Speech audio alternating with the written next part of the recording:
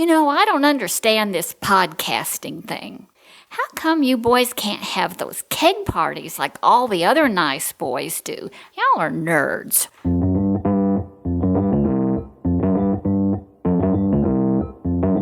Live from Joe's mom's basement, it's the Stacking Benjamin Show.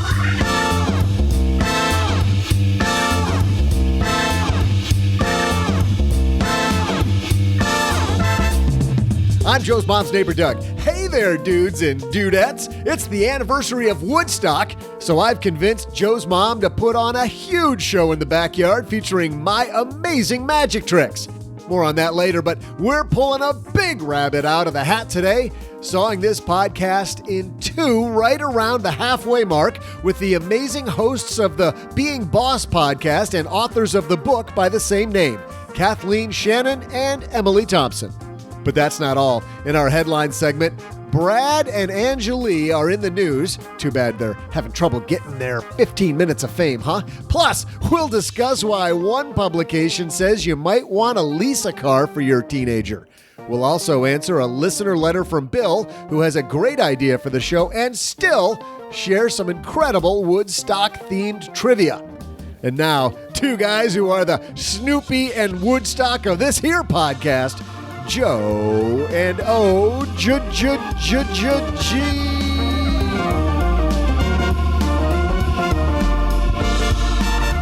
I thought we're the Jimi Hendrix and the Crosby, Stills and Nash of this podcast. Dun, dun, dun, dun, dun, dun, dun, dun, dun, dun. Isn't that... Play that. I can play that on my air guitar. Yeah, exactly. Hey, everybody. Welcome to Wednesday on the Stacking Benjamin Show. I am Joe Saul-Sehy, Average Joe Money on Twitter, just so you know who is who. And across this card table from me for another day, it's the Woodstock to my Snoopy, Mr. OG. I don't think that's fair. I want to be the World War I plane Snoopy, where he's like flying around on his house, right? You are plumper, so maybe that's it. I'm plumper? I'm not sure about that. You know what is... Swole is the word you're looking for. Do you know what is plumper, OG? Your wallet is plumper after you head to magnifymoney.com using our link at stackingbenjamins.com/magnifymoney. When you hit up Magnify Money, what you'll find is that they're the place to compare, ditch, switch, and save when it comes to all of those financial tools you use every day. You will shop for jeans forever, or you'll drive a mile further for cheaper gas. Why wouldn't you use the financial products that are best in class? And you can do it all from the comfort of your computer. stackingbenjamins.com/magnify money. Doesn't have to be your computer, OG. It could be any device. It could be your phone. It could be your iPad. It could be that crazy Chromebook that you've got. Whatever. Chromebooks aren't even really computers. Pseudo. Thanks. Thank you. Google, send your hate mail to og@stackingbenjamins.com. We're also presented by Slack. Slack is the collaboration hub that allows teams like Stacking Benjamins to get more stuff done and make sure the right people in your team are always in the loop and key information is always at your fingertips. Learn more at slack.com. I was on Slack, as you saw, as you were walking down the stairs to the basement, OG, after talking to Mom. Dishing out assignments. I was already there on Slack. But now I'm here with you, and we got a great show today because, as Doug mentioned earlier, how great is it when the host of the Being Boss podcast drop by? They got a new book out called, wait for it, Being Boss. We're going to talk to them about how to be your own boss, whether you work for the man, work for somebody else, take control of your career, more money that way. But first, we got headlines. And some people you know in the headlines today, OG. Cool. Hello, darlings. And now, it's time for your favorite part of the show, our Stacking Benjamins headlines. We'll get to the superstars in a second, but I wanted to get your take on this. This comes to us from Consumer Reports. Why you may want to lease a car for your teenager. What's the first thing you think when you hear that? No.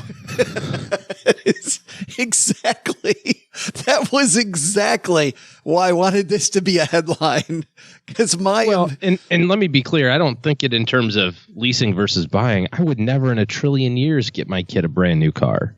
I'm going to find the one that just has if the wheels are square, I'm good with that. Let's talk about why. The piece says if your teen needs a car in high school or at college, maybe thinking about Doesn't leasing. Need. Yeah, need is a strong Enjoy. word. You may be thinking about leasing a car instead of purchasing one with monthly payments of about... What's that? I said no one would think that, but go ahead. With monthly payments of about $100, a low payment lease deal could be the perfect solution. There are a number of benefits to leasing a car. With a lease, your teen can get a new car with the latest safety features. Okay. A full warranty. Things go wrong. Okay. And affordable monthly payments. Not so much. You lost me at monthly payments. Leases are typically for 2 to 3 years, often the same amount of time a college student may have parking access at school. While mileage restrictions on many leases can be a concern for commuters, students often stay local, so it's less of a problem. And this time of year, many dealers have attractive offers. A local Kia dealer recently was offering a 3-year lease on its 2018 Fort LX. Is it Fort or Forte? It's Fortnite LX for $59 a month.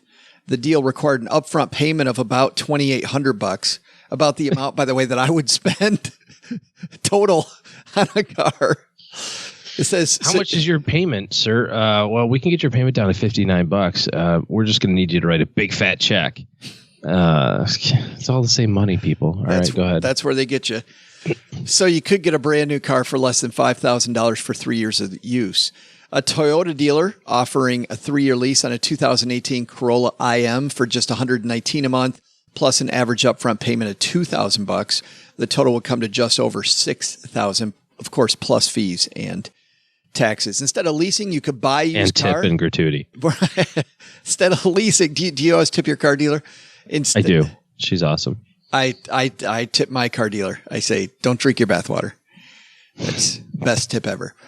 Instead of leasing, you could buy a used car, but you would probably have to pay more up front, anywhere from $5,000 to $10,000 before factoring in insurance and maintenance, says Mel Yu, Consumers Reports automotive analyst. We actually, the last car that we purchased for a kid, it was $4,000, and we matched my son's payment. So he bought half and we matched it. I think a lot of the stuff that they talk about here is scare tactics, isn't it? Well, but you need to have pedestrian infrared spotting features. If you don't have that, you might hit a person on the road. You don't want that, do you? You know what the best idea I heard recently was? Mrs. OG brought this up to me the other day. Teach your kid how to drive a stick shift. Only buy him a stick shift car because they can't text and drive. After the incident, and by the incident, talk the about mailbox incident. Yeah, when my son said there's something wrong with the car, and I went outside and he had mounted it on my neighbor's mailbox post. So there was clearly something wrong with the car. Was that like episode 6? I think you can find that entire story. Right. That was a long time ago. That story goes way, way back. But after the incident, we did that. We replaced that car with a car that had a stick. And it was specifically so they'd have to have both hands busy. Mm-hmm. Brilliant idea. Love that idea. This is a Consumer Reports article, OG, so it is even-handed. It does say that there's additional cost if you lease. Leases can be a costly choice for young people, especially if they don't take care of the car and have dings from minor fender benders and stains in the upholstery. And that's because leases hold the lessee responsible for any damage other than normal wear and tear to the vehicle. My kids would have never done well with the lease from that perspective. Plus, could you imagine the car insurance bill? Yeah. On a brand new car that's a lease? Most leases come with a limit of 12,000 miles a year if your teen drives more than the lease allows, like back and forth to a distant school and comes home every weekend. Might be a problem. If your child needs to terminate the lease early, you may have to pay for the remaining payments and pay an early termination fee, among other penalties. And then when the lease is over, your adult child won't have a car. They lease another new car. That was a cool thing. Nick, my son, took his car. My daughter took her car to their jobs with them. And when they're ready for a new car, they can sell the one they have to work toward the next car. So they leave with an asset. I don't like the idea. I think it's kind of clickbaity. I'm kind of thumbs down on this one. Was it written by a Kia dealership and a Toyota dealership? Right. That have a whole bunch of $100 lease cars? I mean, the price seems okay. If you look at it from a dollars and cents standpoint, like in the shortest amount of time possible, like, oh, well, $100 a month, I can do that. But then it's all those little asterisks. It's the But yeah, that's with $2,800 down. And yeah, then you have to really take care of it. And I don't know anybody from the ages of 16 to 22 that have not hit a car. You know what I mean? You hit posts and cars and people and all sorts of things. So now you got a dented car that you got to turn back in. The car insurance is going to be astronomical. All these things add up. Big double thumbs down from OG and the gang. That's the new name of the show, by the way. OG and the gang? Yeah. OG and the Breakfast Bunch. Here's another thumbs down. More news about Angelina Jolie and Brad Pitt. How about that? That's just thumbs down just talking about the beginning part of this, but okay. Bradgelina, what's happening? USA Today, Andrea Mandel, Angelina Jolie says Pitt has not paid half of the child's expenses and gave her an $8 million loan that came with interest. Angelina Jolie says the $8 million loan her ex Brad Pitt gave her for a home came with interest and is stating publicly through representative that she has been forced to shoulder alone the majority of their 6 children's expenses for the past 2 years. The striking statement comes hours after Pitt filed documents in court countering Jolie's claim that he had not paid any meaningful child support. He had just said a few days ago that, hey, I gave you $8 million. And she goes, no. It was $8 million loan. And the amount of money he's paid, he says that he's paid over $1.3 million in bills for her and their 6 kids. I know sometimes it feels like, OG, with your 3, that it's $1.3 million times 2, right? Because that's half of what it costs to support this. So $2.6 million to support your 3 kids. But your expenses might be a little less than that. Yeah, I don't know how they're making it on only an $8 million loan and $1.5 million of child expenses for the last couple of years. I mean, kids are expensive. This is reality. They're probably starving. With only $9.5 million to spend between the 6 children over the last couple of years. Don't know how they're making it work. Jolie's lawyer says, quote, Angelina's filing of yesterday was both legally appropriate and factually accurate in all respects, DeJean said in a statement to USA Today. DeJean's lawyer. Late Wednesday last week, what has been filed by Brad's side today is a blatant attempt to obfuscate the truth and distract from the fact that he has not fully met his legal obligations to support the children. Regarding the $8 million loan Pitt gave her for housing, $8 million for housing. I like the term housing in here as if it's like federally subsidized housing. A little different in housing and $8 million housing. Glitched out. It was necessary as, quote, Brad chose to keep their original family home. Following the incident of 2016, Angelina and the children needed to move from the family home, which Brad chose to keep, including all of its contents. DeJean said Brad was asked to assist in the expense of a new home for Angelina and the children, but instead he loaned Angelina money, for which he's charging her interest on a payment plan. Angelina will, of course, honor that loan. A loan is not, however, child support, and to represent it as such is misleading and accurate. I wonder what the interest rate is on that $8 million. You know who's winning here? The children.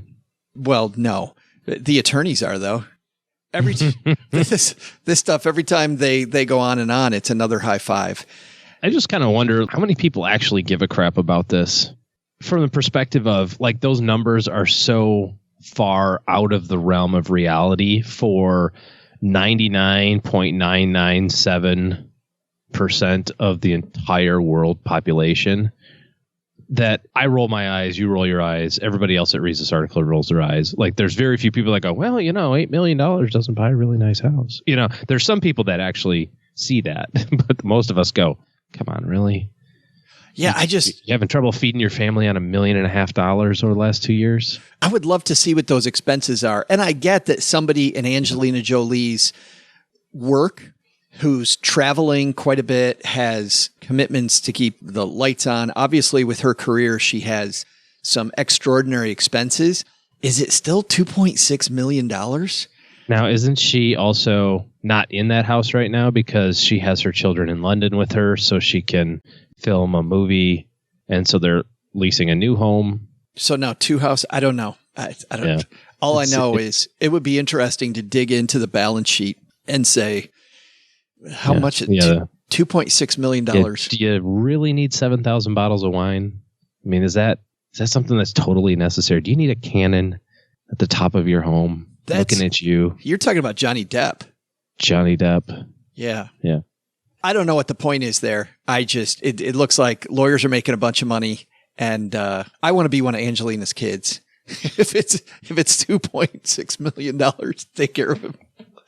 So I guess if there's any lesson here, it's try to be a Bradgelina child. Yeah. Or send in your applications. You may need to tighten the budget. And then lesson number 2, and maybe a better one, leasing a car from your teenager. Probably not. Don't do that.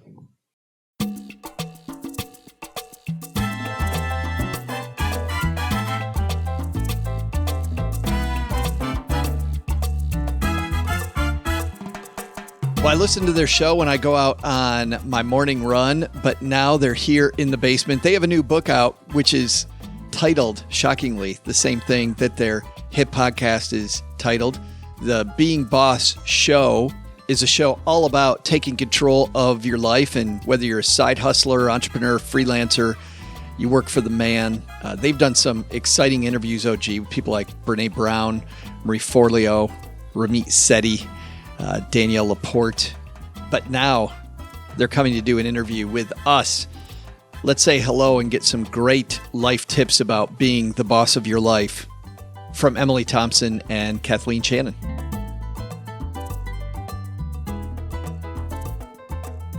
And walking down the stairs to the basement right now, it's Team Being Boss. Emily and Kathleen are here. How are you ladies? Hello. How's it going? Well, it's better now that you guys brought your book tour to Texarkana. How come it took you so long?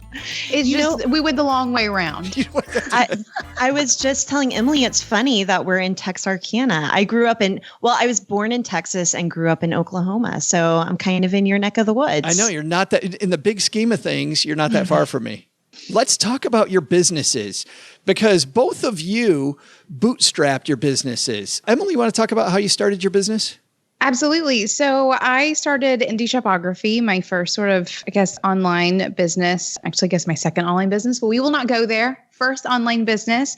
I started it about 10 years ago. And for me, it was a way for me to practice some skills that I had, which was making websites for people that I like to hang out with, creative entrepreneurs, so that I could stay at home with my kid and still provide for my family. So I made myself a simple website. I got in touch with some creative entrepreneur friends of mine who were t-shirt makers or jewelry designers and those sorts of things back in the day when Etsy was still a cool place to hang out.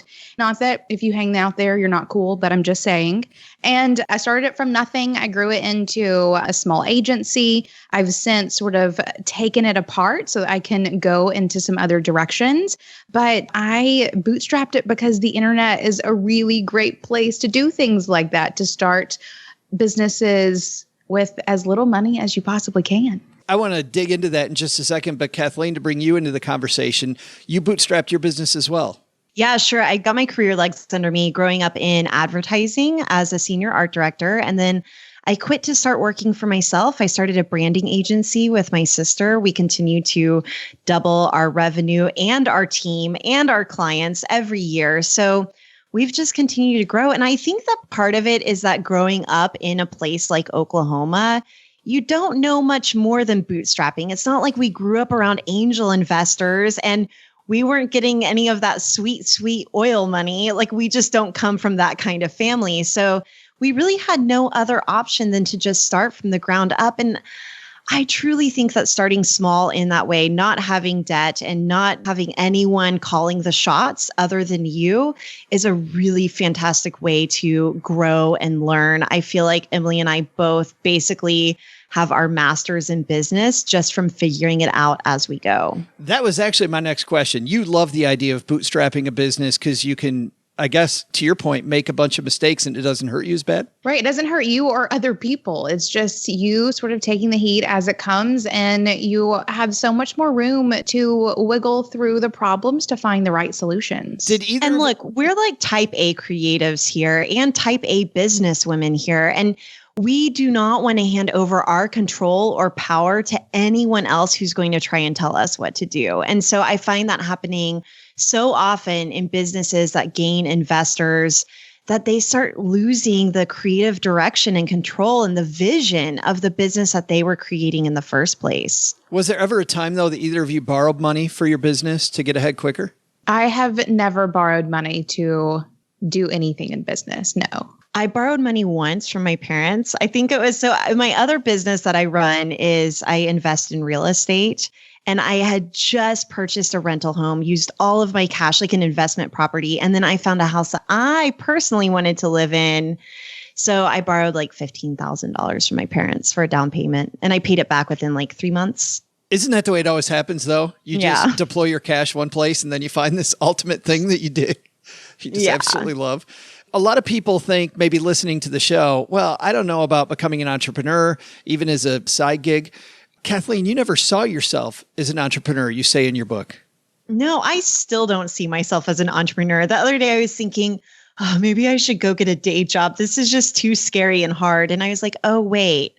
I could just, and speaking of being boss specifically, because we're doing lots of scary things, like we're publishing podcasts every week and writing books and showing up in really major ways that makes us more visible than ever. And so sometimes with that visibility, you kind of want to crawl into a cave from time to time. So I was like, I'm just going to go get a day job. And then I thought, oh, wait, I can go to the day job I've created for myself, which is this branding agency. But yeah, I've never really saw myself as an entrepreneur, and I don't come from a family of entrepreneurs. So a big part of establishing who I am in my business was kind of sharing the story of beginning to work for myself for the first time ever. And partnering with someone like Emily, who basically came out of the womb an entrepreneur and the boss of all things, has been such an incredible learning experience. I love having friends like Emily. No, seriously, Emily, what's this deal about? You at a tanning salon in high school? It was college, but that's not very far removed from high school. Yes, I did. I've always been very entrepreneurial, and I don't come from a family of entrepreneurs. I don't know where it came from. I was just like a weird lottery winner here. Maybe I say that, but also have days where I'm like, maybe I should just go get a day job too. Wouldn't that be so much easier? But yes, I've always been a go-getter, passion-driven, and I just want to be everybody's boss. Well, let's talk about that, because obviously I think the term be boss means more to the two of you, I think, than it does when people first hear it. When you say, tell somebody to be boss, what does that mean? It means really just owning who you are personally and professionally, knowing what you want. So having big ass goals and not being afraid of them and not being ashamed of them and not feeling guilty about your own ambition. So it's owning who you are, knowing what you want, and taking the steps and doing the work in order to get there.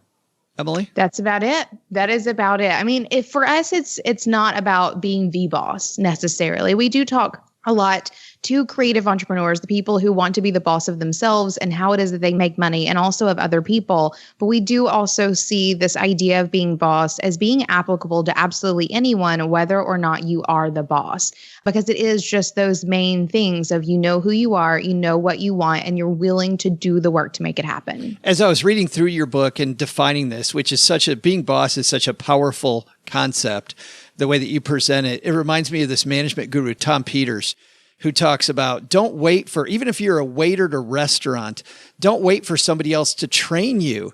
Like, who wants to go to their job and say, hey, I'm going to suck today? Like, nobody wants that. I'm so excited that you're talking about this, because I think that even people who are still working for someone else let go of a lot of their power. And us as bosses who run our businesses, I mean, it is a dream to have someone come on board and say, hey, let me help you with this thing. Or, hey, I noticed a gap in your processes here. Maybe we should set up this software to streamline some things.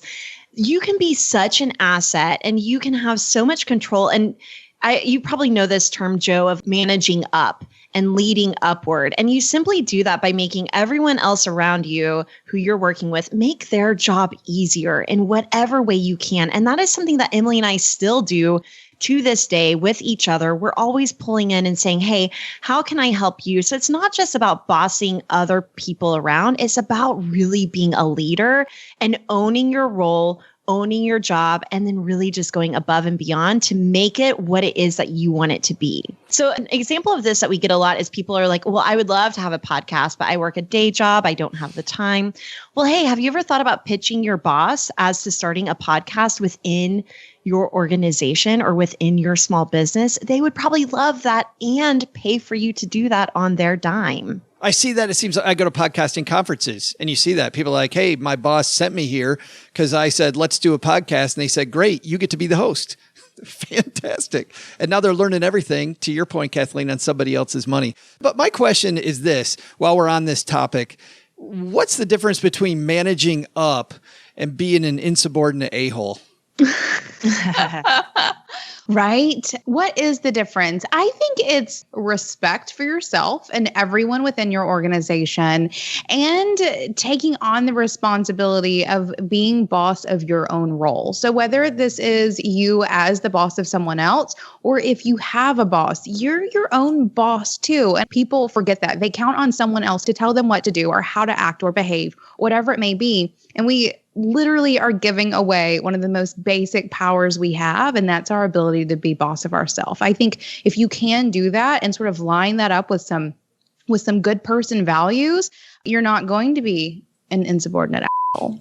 And I think it's really important to remember that whenever it comes to being boss, it's not about bossing everybody around. Whether you are working for someone else or you own your own company, it's really about understanding your intentions and your mission.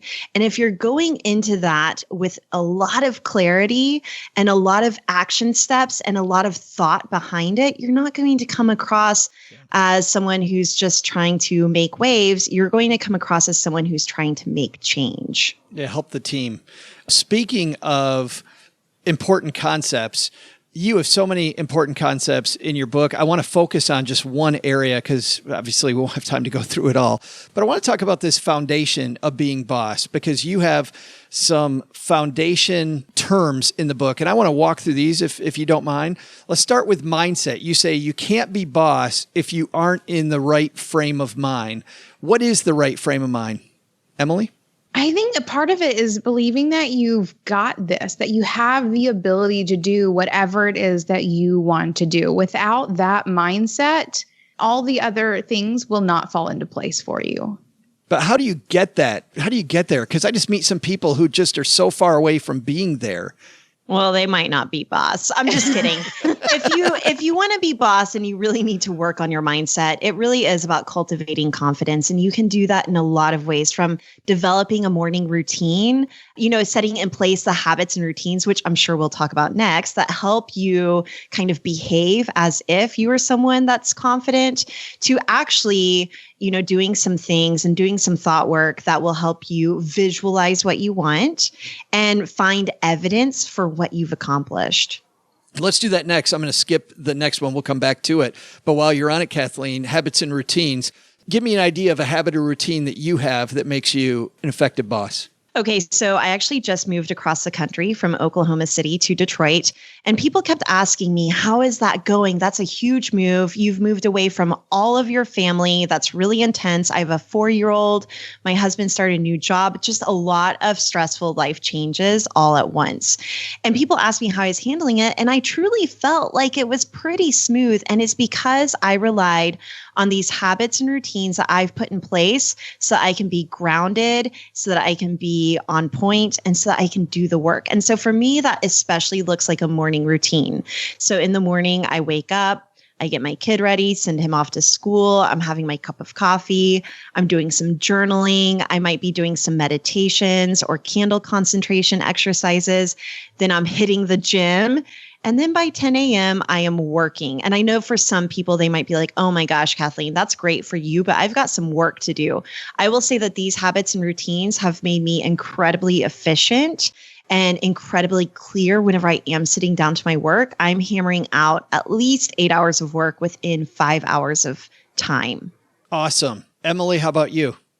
I think one of my favorite and most like efficient making habits is usually on Sunday morning or the first thing I do on Sunday evening or the first thing I do on Monday morning is I'll sit down and make an action plan for the week. I get really clear as to all the things I'm responsible for the week ahead so that I can really hit the ground running whenever I show up in the office on Monday morning. It also allows me to sort of decompress after a weekend of probably having like all the to-do swimming around in my head. I can enjoy those last couple of hours of the weekend because I've laid it all out. I know what I'm responsible for. I can chill, go to sleep, wake up the next morning and make it do. Which I think brings up the one that we skip, which is boundaries, like setting boundaries between this is when I'm an entrepreneur and this is my quiet time. I have a real problem with that. I don't know if you guys have a problem with that. Meaning, I don't think the concept's a problem. I have trouble keeping my boundaries. Yeah, I think that boundaries are huge. And there are certainly physical boundaries that take place into when you're doing the work. We practice something called time blocking, where we are literally putting it into our calendar, what we're doing and when. So back to working out in the morning, that's my first meeting in the morning. It's for myself. And I treat it as importantly as any other meeting that I might have with a client or with an interview or with anything else. But even beyond just those physical or time boundaries that we put in place, we're also really cognizant of using our values and intentions as boundaries for saying yes and saying no to certain opportunities or potential distractions. Emily, boundaries for you. How do you turn it off? Oh, that's so difficult. For me, it's finding the place where I'm able to turn it off. So if I'm like sitting at my kitchen counter, that's a place where it's easy for me to grab my laptop and open it up and answer some more emails.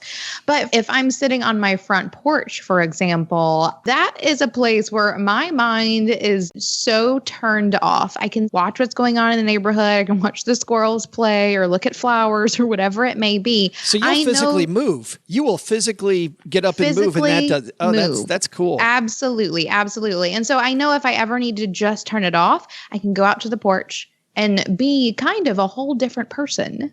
That's a great idea. Your wolf pack is next. And you talk about how the two of you got together and formed the podcast and do work together. But you guys kind of started off as a wolf pack yourselves. Yeah, for us, our community is everything. And this can be our very tight-knit community of our very real life friends and family, the people that we go to when we're having a bad day or a really great day to celebrate it. Or it could be our larger community. And these could be people who are coming on our vacation or commenting on, the show notes on our website or whatever it may be. These people are the people who support us. And so it's very important to us to nurture those relationships, either those best friends that we have in real life or the people who show up and listen to the podcast. Nurturing those relationships is what has us here and in our like best state. So nurturing them is an important thing to do. And I want to add in here that we are allergic to networking, like that capital N networking, going to those events where you get a drink ticket and exchange business cards and say what you do. It makes me want to barf. Okay. Like I cannot even. But whenever it comes to meeting the people who listen to our show that we want to support in real life, it's really thinking of it as friendships and really digging in and finding that blend of work and life and connecting on a really real level. It's so funny. Somebody told me a few weeks ago, they said, you ever notice that the best, quote, networkers never go to networking meetings? Like the best networkers, they never go to that crap. It's always a bunch of people while you're telling them what you're doing, they're nodding their head, waiting to tell you what they do and barf all over you, I guess. That's so gross, right? Kathleen terminology there. There's another term that you use throughout the book that I'd like to kind of close with, which is do the work. You say over and over throughout the book, do the work, do the work, do the work. And I kind of know what do the work is, but I feel once again, just like this idea of being boss, you mean something a little bigger than I say colloquially. It's funny. I said something really early on that sort of hits home every time I say it again. But doing the work is everything that comes between the wanting and the having. So if you want something and you want to have that something, there's something that happens in the middle. And it can be anything. And we talk often about, how doing the work isn't networking. Or it isn't necessarily networking. Sometimes it's as easy as like opening or starting a on your Photoshop, or it is sending that email, or it is practicing your craft. So maybe it's putting pen to paper or bringing out your paintbrushes or your calculator or whatever it may be. It is you practicing your craft. It is you doing even the little bitty things that take you from point A, wanting something, to point XYZ, which is having the thing. And that can look like anything it needs to. And so if you're on Instagram following along with creative entrepreneurs, or even, your listeners, Joe, they're listening to these money podcasts and it just seems glamorous and amazing and high powered and influential. What we want to show you is that doing the work looks like a lot of a resting bitch face behind a computer. Like there is just a lot of project management, responding to emails, literally taking the time to write a book. Everyone thinks that it's so glamorous to be an author, but you should have seen us for those 3 months where for 2 hours a day, we're just hammering out that book. And it's not precious and it's not glamorous. It's kind of, getting your hands in the dirt and just doing it. But doing this podcast in Mom's basement, clearly glamorous. This is a fabulous basement. I'm only slightly scared, but I can see that the door is unlocked and opened up the stairs. So the book is Being Boss. Take control of your work and live life on your own terms. Where can we get it? You can get it anywhere books are sold, but for easy access, feel free to go to beingboss.club/book. Awesome. And you also have a lot going on there, by the way, besides just the book, which I love.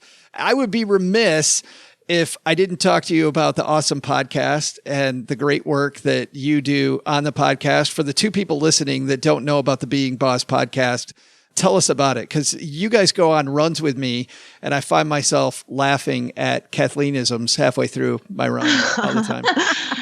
Joe, thanks for letting us hang with you while you're on your run. We love keeping people company on their runs, in their cars, on their commutes, while they're working or cooking. So the podcast is exactly what we were talking about today. It's where we're going over the mindset, habits, routines, boundaries, but also systems and processes. We're talking a little bit about money.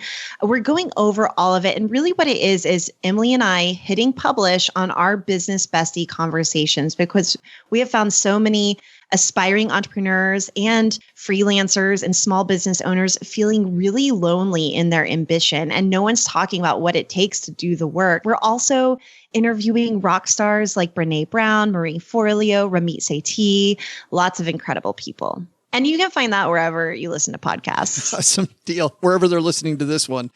Kathleen, Shannon, Emily Thompson, thanks for coming down to the basement and hanging out with us for a little bit. Thank you for having me. Yeah, thanks for having us, Joe. Hey there, trivia fans. I'm Joe's mom's neighbor, Doug, and we have a huge problem. For our huge show to celebrate the anniversary of Woodstock, I cleaned up the backyard, but Joe's mom owns exactly 3 folding chairs. 3! That ain't gonna cut it. I tried to borrow some from Gertrude, my friend down at the Sizzler, and she's afraid after the shrimp cocktail incident that I'll wreck her seats. I'm still blaming that one on the waiter, Gertrude. Not my fault. But I'll figure that out later. For now, let's tackle your trivia question, which is this. How many days long was the original Woodstock Festival? I'll have the answer and hopefully a few more chairs for our huge show in just a moment. Big thanks to Slack for their continuing support of Stacking Benjamins. Slack, if you don't know what it is, it's a collaboration hub for work. Whatever you do, whether you work for the man, you're an entrepreneur, you make podcasts in your mom's basement, whatever work it is, Slack helps the right people in your team be kept in the loop, and the information they need, it's always at their fingertips. Teamwork on Slack happens in channels and lets you organize conversations and information around projects, offices, and teams. And because everything you need to work is in one place, it's faster and easier to get things done. With Slack, your team's better connected. Find out more at slack.com. You know what's interesting about Slack is that when we started using Slack, I was on one team, and we diversified out the channels depending on which people on the team needed to be in a channel.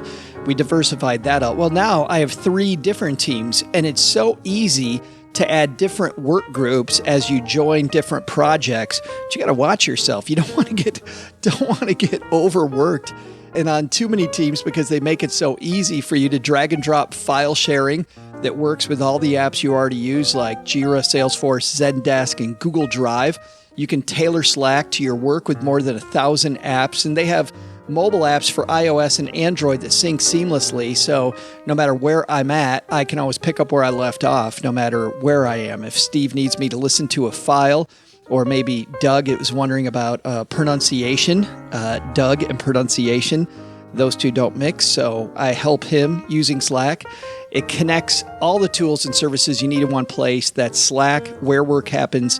Learn more at slack.com. That's slack.com. We're also, of course, excited that Magnify Money is our longest time sponsor of the show. And I remember asking Nick if they would sponsor Stacking Benjamins and being super excited when he said yes. And it's funny because then Magnify Money didn't do nearly all the cool things that they do now. And if you haven't been yet, here's what you do. You head to stackingbenjamins.com/magnify money. That tells them that we set you, as Mom says. And there, you're going to see everything when it comes to comparing and saving, like balance transfer credit cards to lower your interest rate, or better yet, 0% credit cards. Or if you just can't trust yourself with credit cards, well, you know what? You can shop personal loans so you cut up the cards and then only make one lower rate payment.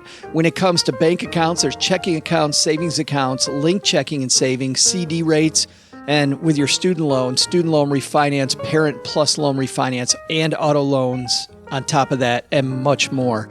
I also like the guides and calculators.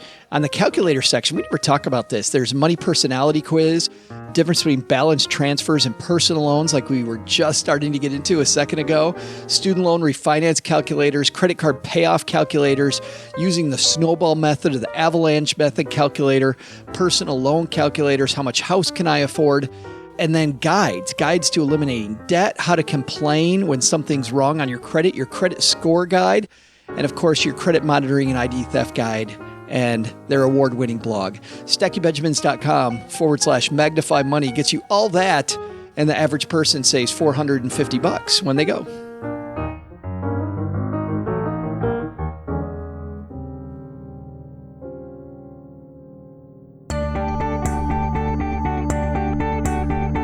Hey there, trivia fans. I'm Joe's mom's neighbor, Doug. And while I have no solution yet to the chair problem, I can announce that I'm going to do my famous fire swallowing trick using only a little lighter fluid, some guacamole, and a medium-sized stick. You're going to love it. More on that in a moment. But first, here's the answer to today's trivia question. How many days long was the original Woodstock Festival? While early estimates showed that anywhere between 50,000 and 200,000 were going to show up this day in 1969, over 400,000 ultimately showed up at the event. Didn't have a ticket? No problem. The masses of people found gaps in the fence and came in anyway, which ultimately led the organizers making the event free. Don't worry though, they still sold around 186,000 advance tickets, so the organizers made out okay. But you ask, how long was it? The original festival covered 3 very muddy and music-filled days. Maybe we need to expand our festival to be longer. I'm going to need more magic tricks. Maybe Gertrude will let me saw her in half. I got to go ask her. See ya! So the lesson there, don't pay ahead of time. Just show up and mob the ticket counter. We're going to do that at the next Rangers game we go to. I'm going to do that at Cinemark. Yes. Just walk when your movie pass doesn't work. You're going to be like, it says I'm good. Yep. See, pass. I got my card. Just act all confident. Hey, we get letters down here in the basement, OG. And today actually is from Bill. Bill says, you know how people look at being in the top 5% or 2% of wealthy Americans? He writes, with the comma, American. Since your show is all about financial literacy, is that what it's about, Bill? Totally is so far. I'm so glad that Bill was able to define it. Have you considered having a show be focused on being in the top 5% or 2% of Americans with respect to financial literacy? You could probably fashion a quiz for listeners who could score themselves. Don't forget a question about Dave Ramsey's 12% annual assumption. That's funny. Thanks for the suggestion. It's funny, OG. you and I have been talking some about that, about exploring those areas. The bad news is with the tour coming up right now, we're kind of juggling a lot on our plate. But Bill, to your point, that's something we're seriously. There's something in the wings with this, a scorecard of some kind. Stay tuned. Best way to find out about all that stuff is to subscribe to the Stacker, because we can go more into depth about what's going on in the basement, what tools we like, what we got out of some of these interviews. StackyBenjamins.com/stacker is the place to go to get the newsletter. And as things change quickly about our tour, if you're in one of those 3 cities or nearby, you'll also get updates on that.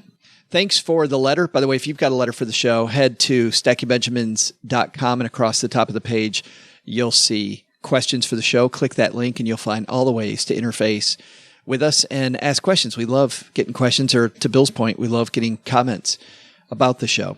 That's going to do it for today. If you're somebody looking for more financial help, OG's taking clients, head to StackyBenjamins.com/letter O, letter G, and that'll get you on the path to managing your money better. We'll see you guys back here next time. Go stack some Benjamins. Bye-bye. So, what did we learn today? First, take some advice from Kathleen and Emily from Being Boss and do the work. You know what you need to do. Put in the time and results will come. Second, thinking about leasing a car for your teenager? Your mileage may vary, but we think it's probably not a great idea, no matter what Consumer Reports writes. But the big lesson? You probably shouldn't ask Joe's mom about our big 3-day magic festival in the backyard. She used her own brand of magic to make the whole idea disappear. Poof! Special thanks to Emily Thompson and Kathleen Shannon for stopping by. You'll find their book, Being Boss, wherever books are sold, and you'll find their podcast right here where you're listening to my voice. Their website is beingboss.club. This show was created by Joe Salsihai, produced by Richie Rutter-Reese, and engineered by the amazing Steve Stewart. Online, visit us on Twitter at @SBenjaminsCast or on our Facebook page. I'm Joe's mom's neighbor, Doug, and I swear the worst part about coming over to Joe's mom's house is having to put on pants. SB Podcasts may receive payment on the show from sponsors and guests in the form of books, giveaway items, discounts, or other remuneration. There's no way you would take advice from these dorks, but like Joe's mom always says, don't take advice from people you don't know. This show is for entertainment purposes only, and before making any financial moves, consult with a real financial advisor. Thanks to my friend Gertrude for stepping in and helping me cool off Joe's mom, who wasn't as thrilled about our 3-day festival as I'd hoped. I think the next round of root beer at the Sizzler is going to have to be on me. And speaking of Gertrude, she's agreed to be our new social media manager in the basement. Yeah, she better not be getting paid more than me, Joe. Say hi next time you're visiting.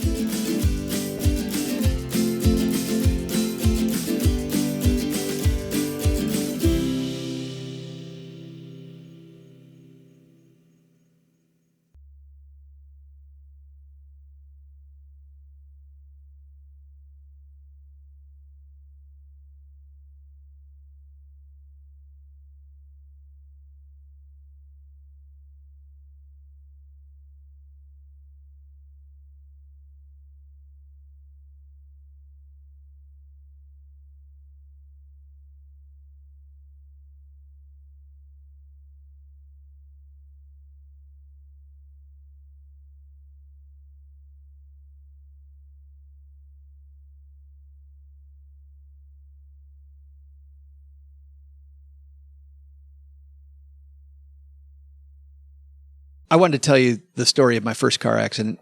Okay, let's hear it.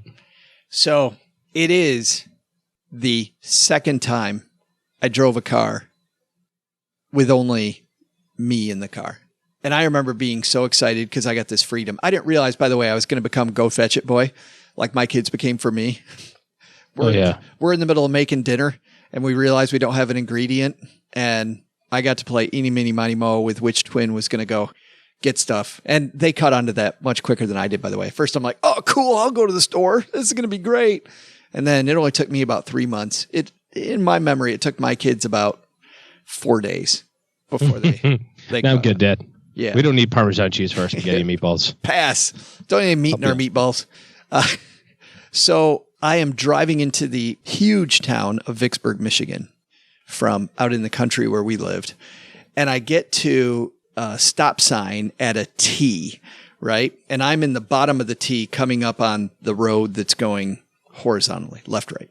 And so I look to the right, there's a Jeep coming, but he's a little ways down there. I look to the left and there's nobody. And so I start to pull out. And as I'm pulling out, I casually look to the right again. And that Jeep's coming faster than I thought. So I hit the brake, doing the smart thing because now I'm out in the middle of the intersection. I put the car in reverse and I back up. Right into the car behind you. Right into the dude behind me. Didn't even look. Just doing the right thing. And so across the street is the bank and Harding's parking lot. And Harding's is a local grocery store. And I pull into the parking lot and I'm shaking, man. I am just shaking. And there is an older man, probably in his 70s, and his son who looks like he's probably in his 30s or 40s with him. And they get out of the car. And luckily for me, they're both laughing. Because when they saw me and they saw how upset I was, and there was no damage to either car, they just said, hey, might want to just look in your rearview mirror next time. Great. Fantastic. I was so shaken. How did your parents react when you got home? Not happy. No, not happy. Okay. Yeah. Any damage to the vehicle? No damage to either vehicle. Nothing. So maybe like a little paint scratch. Yeah, I should have just let it go. No, it was fine. It was good. When I was a kid, my grandparents owned a farm, lived on a farm, right? Yeah. Yep.